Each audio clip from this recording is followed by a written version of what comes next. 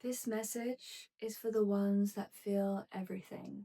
Yes, I am speaking to you, the empath, the sensitive soul, the old soul, the soul that has lived many, many lives that are so potent to the transformation of humanity, and this one is no different.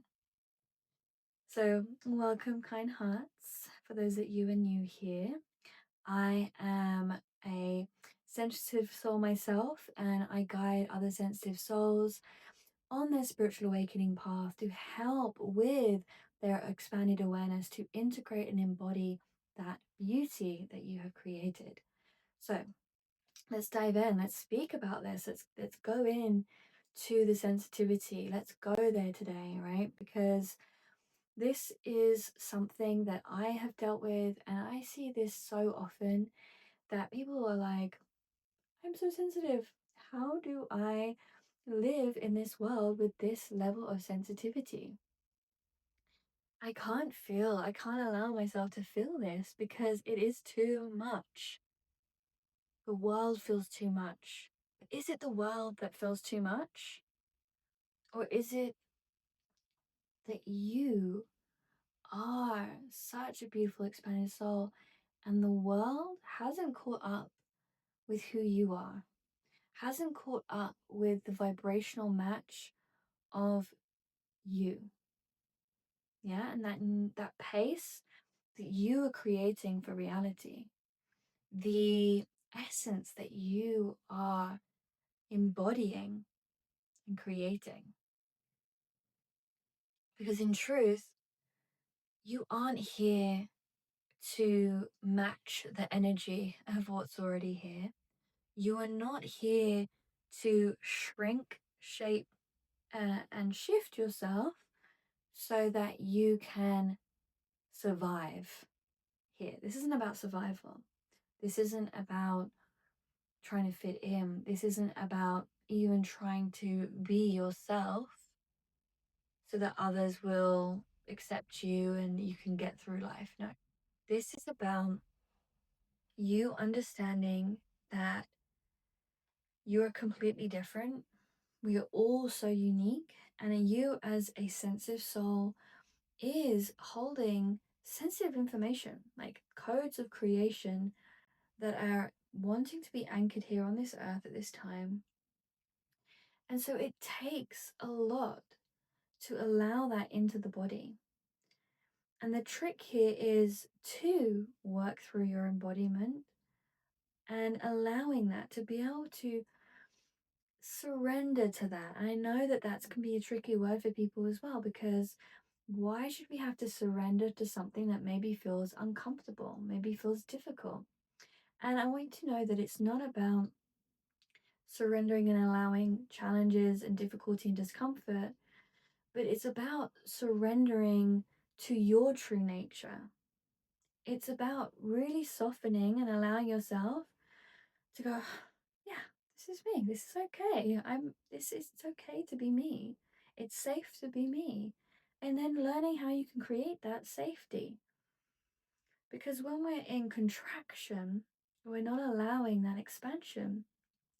And if I want to give you an example of this as well, and imagine this, that, you want to, what I'm seeing is, imagine that you've got this flower and it's all closed and it needs the water.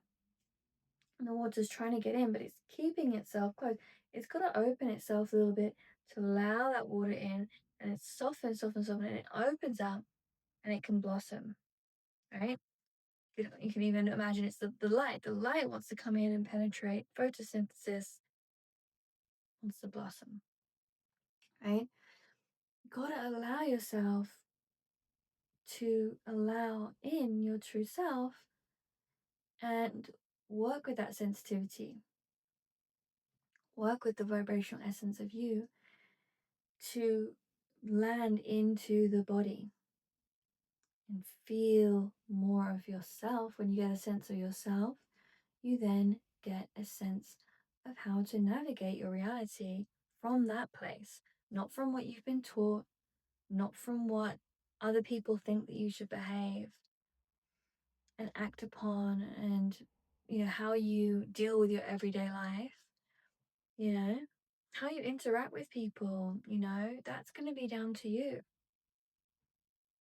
And you don't need to restrict that self-expression in order to mold yourself to what feels right and comfortable for those around you. Because that is when we start to lose ourselves. That's when we start to close ourselves off, because that is where we feel the harshness of reality, because we are feeling like it's like an abrasion, a friction of those two things. So allowing yourself to become more attuned to that. And when we do this, we are truly expanding the possibilities for humans all around us to actually be ourselves, right? To be more self expressive, to say no when we feel something is uncomfortable, to say yes to things that maybe feel um, out of the norm, shall we say, How about if you feel like you're that kind of person that just wants to be walking in the woods and singing, but for some reason you think, oh, but I don't want to bump into someone in the woods and they'll see me singing and they'll think I'm crazy. What if you actually thought, no, I want to sing with nature. I want to sing with the elemental beings. What if you allowed yourself that, and that person who then walked past you is so deeply touched by your magic and your softness and your fairy magic that it shifts and changes their reality for the better. Right? We've always got to sometimes think on that edge of, am I restricting this for my benefit or for other people's benefit? And is it actually helping me and them by doing that? I don't think so. It's not doing that. It's not helping them. It's not helping you. They might think that it's going to help them, and you might think that it's going to help them and you and everyone. But then you soon discover, when you actually break past the boundaries of whatever you think behavior and whatever it is that restricts you in some way, and you think that it's preventing maybe that sensitivity from being hurt and pummeled in some way, because no doubt when you were younger specifically, you were likely maybe picked on for acting different and doing things differently. And so that conditioning just kind of carries on as we get older, and we when we become awakened and spiritually aware, we become aware of also those parts that are shutting themselves, that are playing certain roles, and we have to be kind to them, okay? It's not about just removing them and burying them in, because sometimes they will want to keep resurfacing. So we want to be able to nurture them and give them love and use that sensitivity to be sensitive to those parts and compassionate to those parts that are maybe in that restriction, because then we can help them to soften, and then they can come along to the ride with wherever you are in your journey, and you will start to notice those shifts, and those parts of yourselves will actually stop playing such a deep role in constricting you. Yeah? Because you are sensitive, and that's okay. It's okay to be sensitive. And if that's something that you want to work on and you want to feel more into, then I highly recommend tapping into the Voice of the Heart journey. That's a free guide, and I do have that below. So do follow into that. Now, also, if you are feeling sensitive, I want you to know that it's sometimes also okay to retreat, to have a sacred space, have a sacred ritual that you do, that it helps you to soften into that spirit, into that sensitivity, that then allows you to kind of look at it, feel it, understand yourself, feel the essence of you. And then when you go back out into the world, you then have the understanding of what that is. Okay?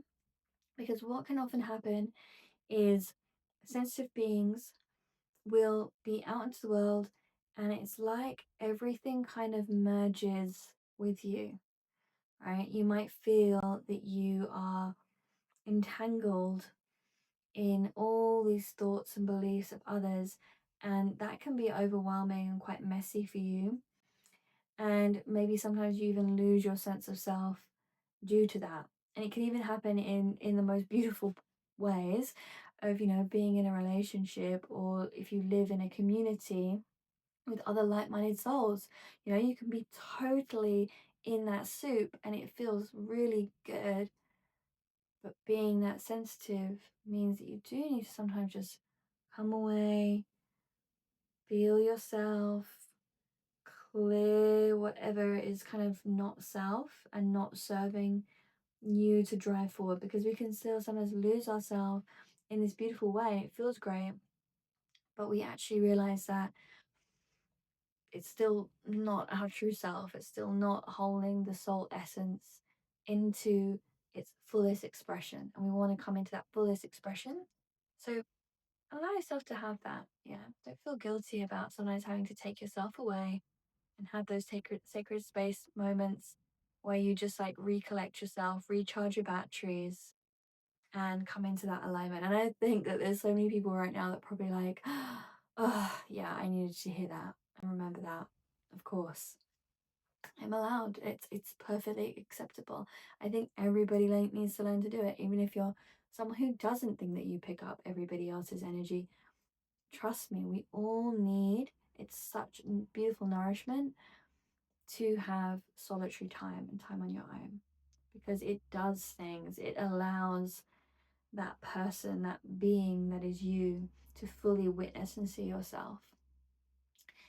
And so if that's been really helpful, please do follow into the next video, jump into the voice of the heart journey and the comments, of course, because I'd love to hear from you.